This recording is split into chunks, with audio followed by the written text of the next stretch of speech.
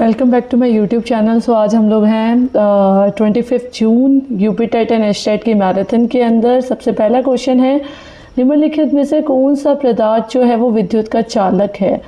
सो rubber, plastic, तांबा या लकड़ी? तो इसका आंसर आएगा तांबा, क्योंकि अच्छा चालक है, मतलब कंडक्टर।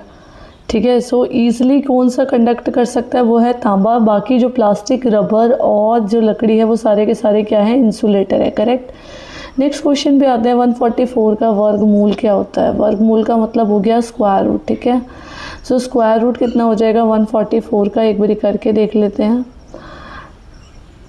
ठीक है। नेक्स्ट 18 2 9।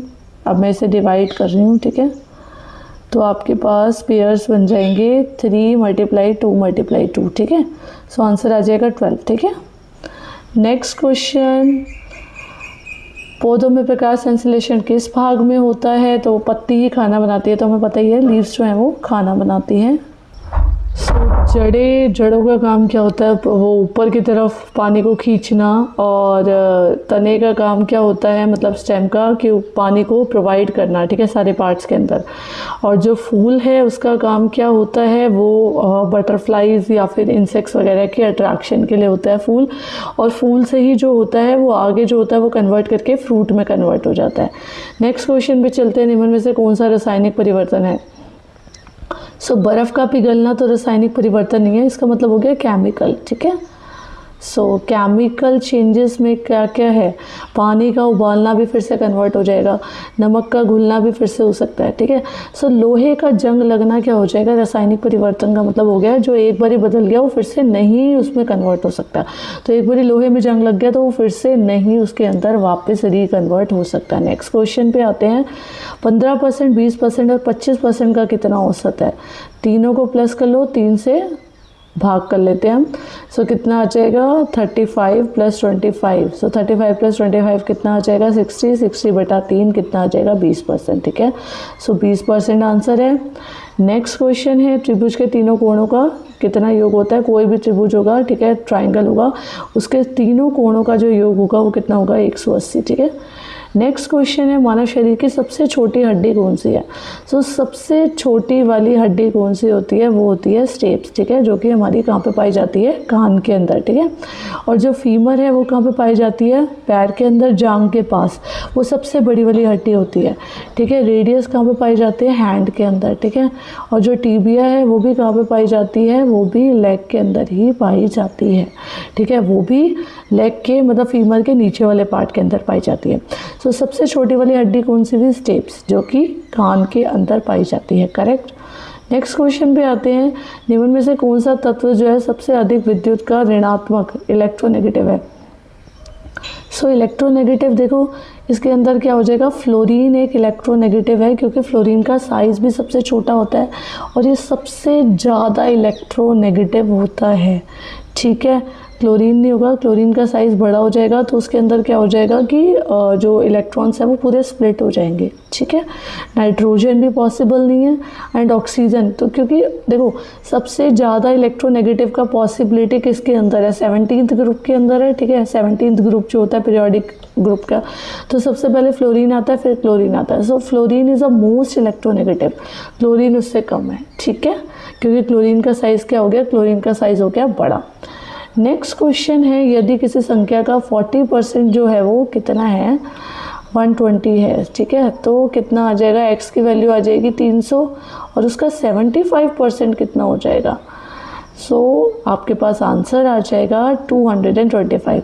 75 को 3 से मल्टीप्लाई करेंगे तो कितना आ जाएगा 225। ठीक है। नेक्स्ट क्वेश्चन पे आते हैं। एक पासे को 2 बार फेंका गया है, सो उसकी सम संख्या आने की प्रायिकता कितनी है? देखो इसमें ना 36 वो बनते हैं, जैसे मैंने पहले भी बताया था 1,1, 1,2, 1,3 टिल अप टू 1,6। ठीक है। और नीचे की तरफ आ गया 2,1 टिल अप टू 3,1 और ये क्या आ गया 6,1। ठीक है। तो आपके पास कौन कौन सी ऐसी चीज़ें हैं जो आपके सम संख्या, मतलब सारे ही इवन आ रहा हो, तो उसके अंदर क्या आएगा 2,2, 2,4, 2,6। ठीक है। और 4,2, 4,4, 4,6। ठीक है। और क्या आएगा 6,2, 6,4 और 6,6, ठीक है। सो आपके पास कितना आ जाएगा 6 कितना आ जाएगा 6 नहीं आएगा 9 आएगा, ठीक है। 9 है ना, 9 आउटकम सारे ना, 1 2 3 4 5 6 7 8 9, 9/36, ठीक है। 9/36 को काटेंगे 1/4 आ जाएगा। क्लियर है। नेक्स्ट क्वेश्चन पे आते हैं, निम्न में से कौन सा अम्ल जो है मानव पेट में पाया जाता है, तो वो HCl है, क्योंकि पेट के अंदर HCl ही प्रोड्यूस होता है, तभी ज़्यादा से ज़्यादा एसिडिटी बननी चालू हो जाती है जब हमारे पेट के अंदर HCl बहुत ज़्यादा प्रोड्यूस होता है, ठीक है। क्योंकि जो स्टमक की वॉल्स होती हैं वो क्या करती हैं, वो HCl को प्रोड्यूस करती हैं, ठीक है। नेक्स्ट क्वेश्चन पे आते हैं, विद्युत बल्ब का फिलामेंट किस धातु का बना हुआ होता है, तो वो टंगस्टन होता है, क्योंकि उसका क्या होता है, वो बहुत ज़्यादा हाई मेल्टिंग पॉइंट होता है, ठीक है। गलांक जो होता है उसका बहुत ज़्यादा होता है, जिसकी वजह से टंगस्टन एक ऐसा धातु है जो कि विद्युत बल्ब का फिलामेंट जो है वो टंगस्टन से बना हुआ है। नेक्स्ट क्वेश्चन पे आते हैं, एक त्रिभुज का कोण जो है वो 2:3:4 है, ठीक है। तो इसका सबसे बड़ा कोण कितना होगा, सो 2x + 3x + 4x = 180, ठीक है। तो कितना आ जाएगा 9x = 180, सो x कितना आ गया 20, ठीक है। तो सबसे बड़ा कोण कौन सा होगा, ये वाला, 4 × 20 80 आएगा, ठीक है। नेक्स्ट क्वेश्चन है, डीएनए का सबसे ज़्यादा पूर्ण रूप कितना है, डीऑक्सी एसिड, ठीक है। तो ये आ जाएगा इसका, ठीक है। नेक्स्ट क्वेश्चन है, यदि किसी वस्तु का अंकित मूल्य 2000 है और उस पर 15% की छूट मिल रही है, मतलब जो मार्क्ड प्राइस है वो कितना है 2000 है, सॉरी, ठीक है, और उस पर 15% का डिस्काउंट मिल रहा है, तो सेलिंग प्राइस कितना हो जाएगा 2000 - 15/100 × 2000, ठीक है। तो जब हम ये कट कर देंगे सो 2000 माइनस कितना आ जाएगा 300, ठीक है। तो 1700 आंसर आ जाएगा। क्लियर है। नेक्स्ट क्वेश्चन पे आते हैं, यदि किसी वस्तु को 20% लाभ पर बेचा गया, ये प्रॉफिट हो गया इसका और ये सेलिंग प्राइस हो गया, ठीक है। तो आपको सीपी निकालना है, तो सीपी क्या हो जाएगा, सेलिंग प्राइस माइनस प्रॉफिट, ठीक है। क्लियर। तो आपके पास ये हम अब ये कितना आ जाएगा, सीपी प्लस, इसका मैंने इस तरीके से फॉर्मूला लिखा है, ऐसे भी लिख सकते थे, तो कितना आ जाएगा 120 CP / 100 = 960, ठीक है। ये कट करेंगे तो कितना आ जाएगा CP = 800, ठीक है।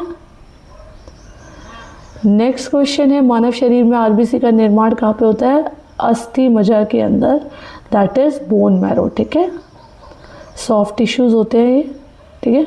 और यकृत क्या होता है, लिवर होता है। तो लिवर में क्या होता है, जब बच्चा छोटा होता है तो उसका मतलब फीटस की उसके अंदर जब बच्चा पेट में डेवलप हो रहा होता है तो उस वाली टाइम के अंदर जो होता है वो लिवर के अंदर जो होता है वो RBC की प्रोडक्शन होनी शुरू हो जाती है, ना हृदय में होगी ना गुर्दा में होगी, ठीक है।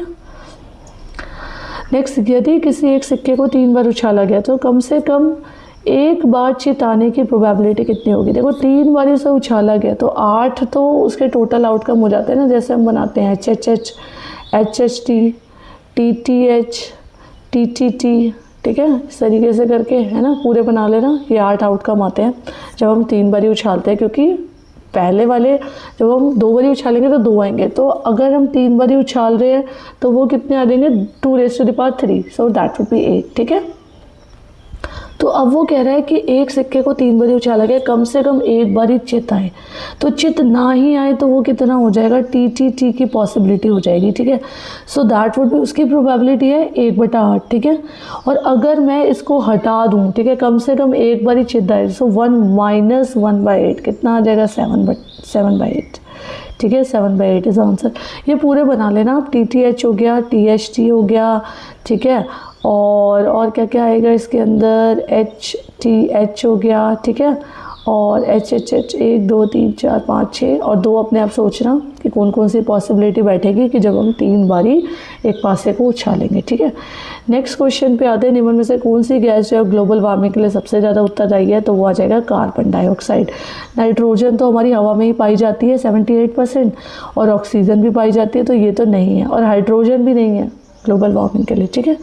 नेक्स्ट क्वेश्चन है, यदि किसी त्रिभुज की भुजाएं क्या है 13, 14 और 15 सेंटीमीटर में। अब इसमें एक अलग ही फॉर्मूला लग रहा है, ठीक है, तो क्योंकि ये तीनों अलग दे रखे, इसका क्षेत्रफल निकालना है। एस का फॉर्मूला हम पहले इसको टोटल करेंगे, देखो 13 + 14 + 15 कितना आ जाएगा अगर हम इसको 2 से भाग कर लेते हैं तो आ जाएगा 42/2, दैट वुड बी 21। ठीक है, अब एरिया का फॉर्मूला क्या होता है, under root of S minus A, S minus B, S minus C. ठीक है, तो कितना आ जाएगा 21 minus 13, 21 minus 13, 21 minus 14 and 21 minus 15। ठीक है, तो कितना आ जाएगा अंडर रूट ऑफ 21 और ये आ जाएगा 8, 7 और ये आ जाएगा 6। ठीक है, तो इसको पूरा ब्रेक कर लेते हैं, 7 × 3 और ये आ जाएगा 2, 2, 2 एंड ये 7 आ जाएगा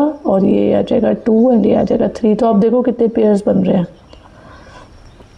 देखो 7, फिर उसके बाद 2, 7 ×